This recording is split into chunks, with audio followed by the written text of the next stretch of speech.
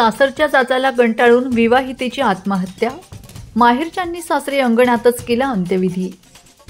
चांदवड तालुक्यातील पिंपळगाव धाबळी येथे घडलेली एक धक्कादायक घटना सर्वत्र चर्चेचा विषय ठरली आहे। येथील 22 वर्षीय विवाहितेने सासरच्या छळाला कंटाळून घरातच गळफास घेऊन आत्महत्या केली आहे। चाळीसगाव तालुक्यातील दहिवडी येथील मृत मोहिनी चंद्रकांत अहिरे हिच्या वडिलांनी चांदवड पोलिसात फिर्याद दाखल केली आहे।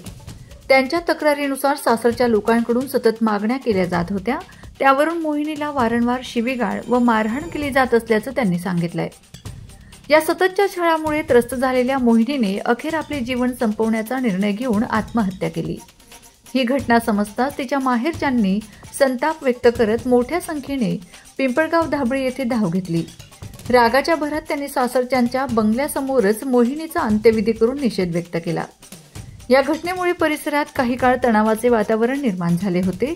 घटनेची माहिती मिळताच चांदवड पोलीस ठाण्याचे निरीक्षक कैलास वाघ व त्यांच्या पथकाने तत्परतेने घटनास्थळी धाव घेतली आणि परिस्थिती नियंत्रणात आणली।